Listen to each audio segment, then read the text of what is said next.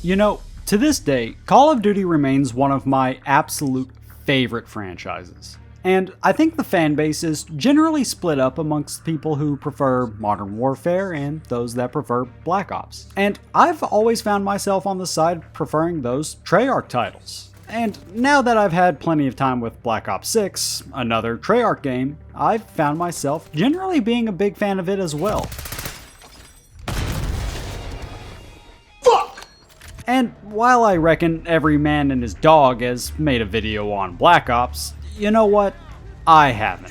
Hey, he's right! Yeah! And while there is value in retrospectives, I'm more in the business of doing reviews. So I'm gonna try to come at this from the angle of buying it and playing it in current year, which is actually what I did. And you know, I actually haven't played that first installment since it came out in 2010. Damn, I'm getting old. I'm too old for this shit. Hostile down! What was I saying? Oh yeah, I thought it'd be worth my time to go back and revisit it and see how it holds up, as well as give everyone that sweet shot of nostalgia that we all need sometimes. So without further ado, let's try to figure out what the numbers mean, shall we? I don't know what you're talking about. The numbers, Mason. What do they mean?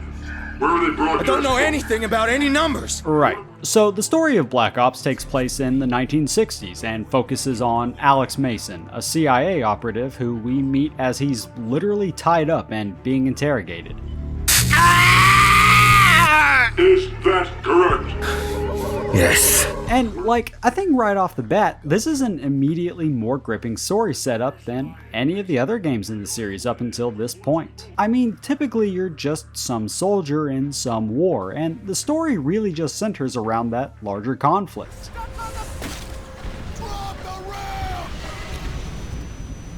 But here the story is immediately more intimate, mostly focusing on one single character as he recounts what he remembers. And all of the missions revolve around his recounting of those events, as well as a few missions with other characters to give context. Your handler, Hudson, had no choice but to continue the hunt for Nova 6 without you. He went to Mount Yamantau, fucking Soviet doomsday bunker. That's right.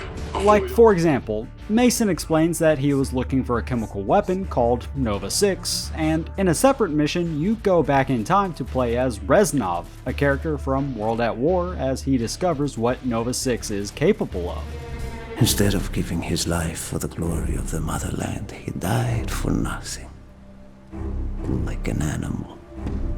It makes for a narrative that feels cohesive, and I actually found myself completing it in a single session, not only because it's fairly brief at about 6 hours, but because it's genuinely that compelling. And not only is the actual core narrative extremely interesting, but actual missions are all extremely fun and surprisingly varied despite being an on-rails sort of shooter.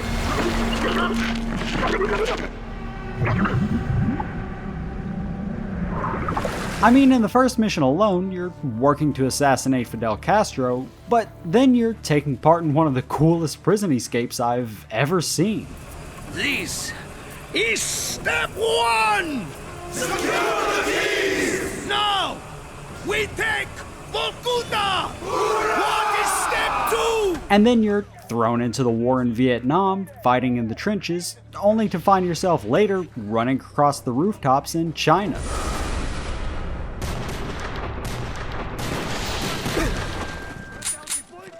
I think in every Call of Duty game, there are one or two missions I don't really care for, like the tank level in World at War or the Death from Above mission in Modern Warfare. Kaboom. But here, even a mission similar to Death from Above has you swapping between that aerial view and being on the ground. I just found it to be much more enjoyable. And that's just to say that I actually don't think Black Ops has any bad missions or ones that I didn't really enjoy. They were all super fun, interesting, and offered up unique experiences. And while I don't think any were bad, I do certainly think that some stand out a lot more than others. First of all, Vorkuta, that prison escape level. And this one, man, might just be my favorite Call of Duty level of all time.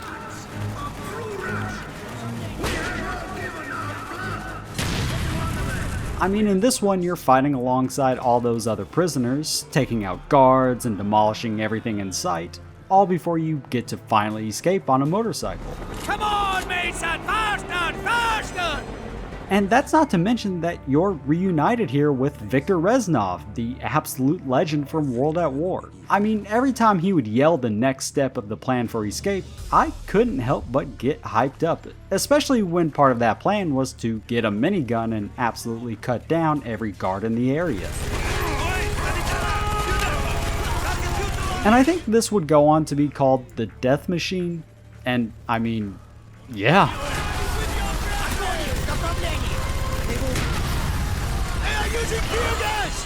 And then there's that mission where you're making your escape in Kowloon. And like, not only does this mission have one hell of an opening with that torture scene, I mean, ouchies. But it also just looks pretty incredible with all that rain absolutely pissing down, and as a player, you get access to a ton of different weapons, including a secret one if you meet the requirements.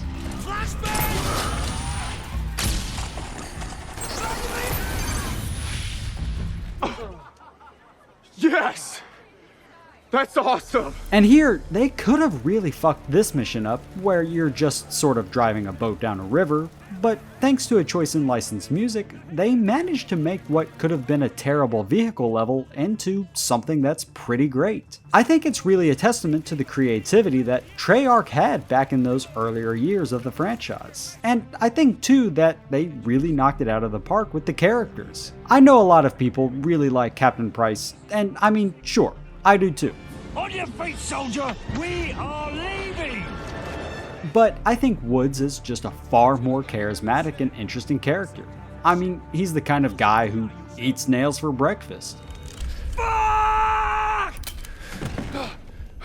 And it really is no wonder that they brought him back for almost every other Black Ops game. That's me. And this is also where they introduced Hudson and Weaver, both of which also came back in later installments, with Weaver actually being a main playable zombies character in Black Ops 6. And let's not forget Bowman, played by Ice Cube, and honestly, he gives a pretty great performance here.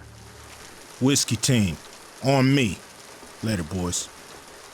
But Alex Mason, the main protagonist, really is the most interesting character, mostly because, as you find out in the campaign, he's one of the most unreliable narrators of all time.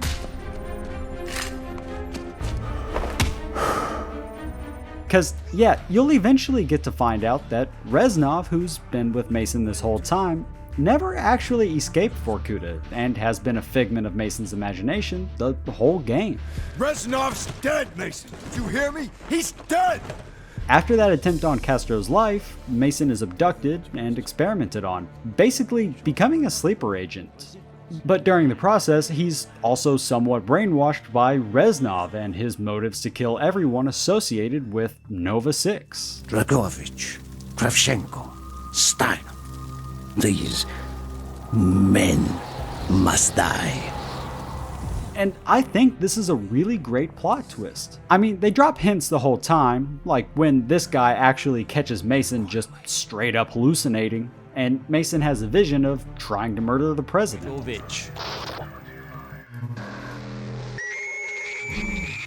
And not only is this just a clever twist, but it actually makes a second playthrough worth your time, just to try and catch all the times that Reznov was with you, but I mean, obviously he wasn't real. He was never in the rat tunnels. What the fuck's wrong with you? So, I guess to wrap the story stuff up, even after playing almost every single Call of Duty campaign to date, this one is easily one of the most compelling and well written. The actual core narrative is interesting, with every character being well acted and every mission being fun to experience.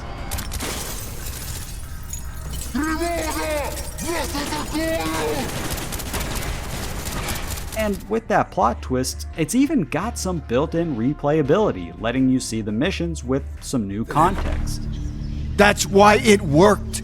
But, you know, Black Ops is also worth looking at from an actual gameplay and visual standpoint as well. He's right, you know. And when it comes to presentation, I actually think Black Ops has aged surprisingly well. Short snipers! We need to get to the ocean tower!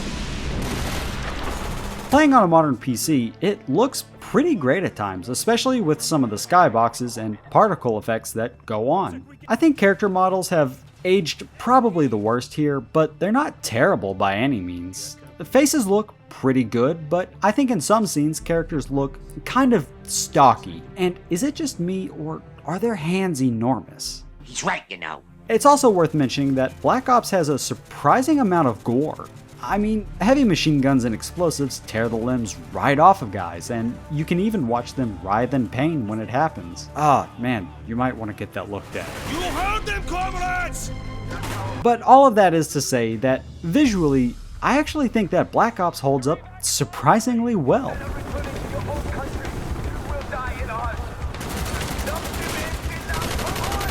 I mean, I remember it definitely being extremely impressive back in 2010, but even in modern day, I think it holds up, especially thanks to that art direction in the environments. It's also worth mentioning that Black Ops has a stellar soundtrack, something the series has always and continues to do well to this day. And here, there are some definite bangers, let me tell you.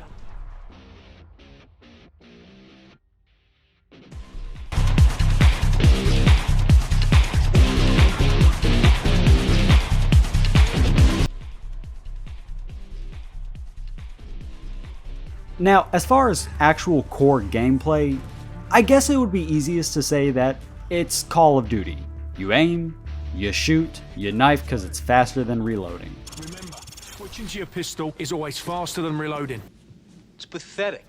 But just like visuals, it's worth actually looking at what Black Ops had going on and how that holds up. And again, like the visuals, Black Ops holds up in gameplay. It does have that classic aiming down sights, knifing, and regenerating health, but it also has some extremely fun weapons. Lima Niner, I got eyes on X-ray. Move out! You got NBA on? Perfect. Everything, down to the last minute details. He's one tough son of a bitch. All of the guns are era appropriate, like AK-47s, M16s, and this thing, which apparently was a real gun. Hurry up! You also get to use some World War II era weapons, like the MP40 and the PPSH.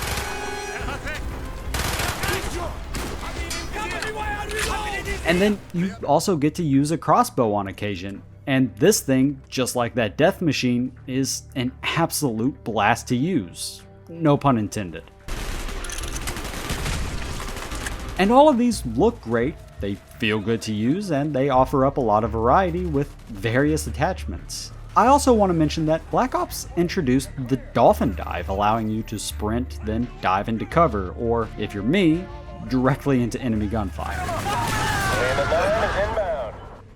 And I think if I had to level any criticism at the actual gameplay, it's that the dolphin diving serves almost no purpose other than just kind of looking cool. The dive is super short, and because enemies are often crack shots, the time it can take you to get off the ground and back into cover is too long, and I just found myself getting killed.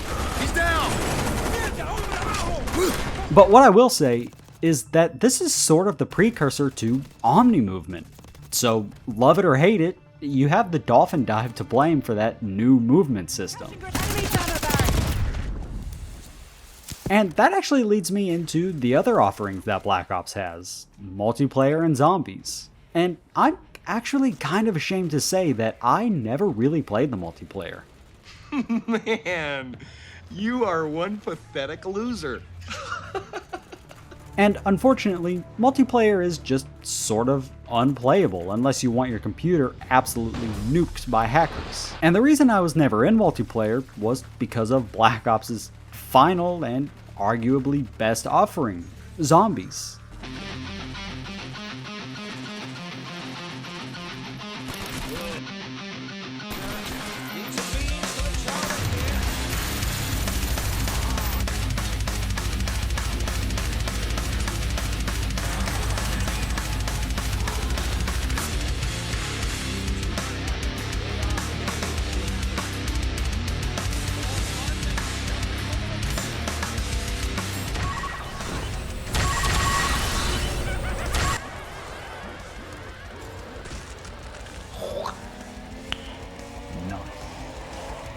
zombies really hit its stride with Black Ops. I mean, this is where we got Kino der Toten and 5. Damn, my math was wrong. This is where we got Call of the Dead and Moon.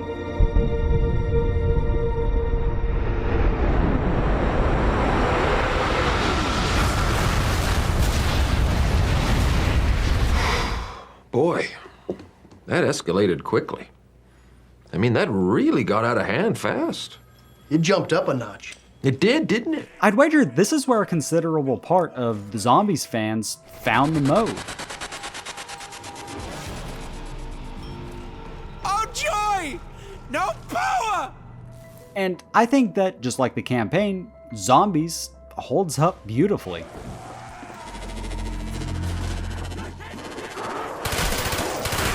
It's that classic formula of starting with nothing more than a pistol and progressing through harder and harder waves of zombies. You're unlocking doors, buying and upgrading weapons, and chugging down those iconic Perca-Colas.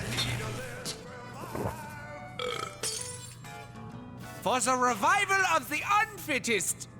All while solving Easter eggs and listening to the playable characters' banter. I hate you, Takeo. Each zombie dead is another man living. Without bullets, I'll have to resort to stabbing! And I mean, this is another instance where Black Ops just drips with character and personality. I mean, I feel that this cutscene with JFK and the boys just speaks to that. Do not pray for easy lives, my friends. Pray to be stronger men. Yes!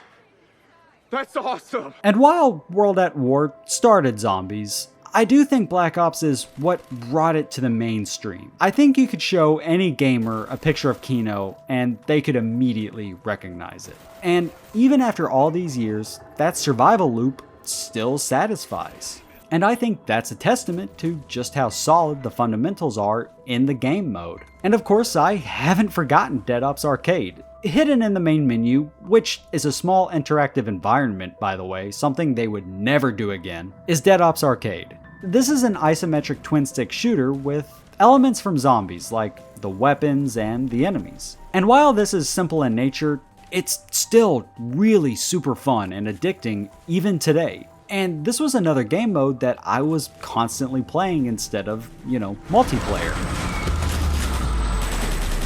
So while the multiplayer is virtually unplayable, I think the campaign, zombies, and Dead Ops Arcade still offer up enough variety between them, especially if, like me, you're primarily a single player gamer anyways. But there is an enormous caveat, and that's my only real complaint with this game. It's the price. Black Ops is still around $40 US, and that's before you buy any of the DLC. It's a pretty steep price for such an old game. While I highly suggest it, even now, I can really only do so if it's on sale. But look, man, that's really my only complaint. Call of Duty has such a solid gameplay foundation that most, if not all of the titles, hold up. And hey, maybe I'll review all of the older titles one day. But look, man, if you've somehow never played Black Ops, you very much should. And if you're wondering if it holds up outside of nostalgia, yeah, I think so. Thanks to its solid gameplay, creative storytelling, and historical setting, it can't really be dated outside of raw technical visuals. As a game, I think Call of Duty Black Ops really might forever stand the test of time. It is over. We won. For now.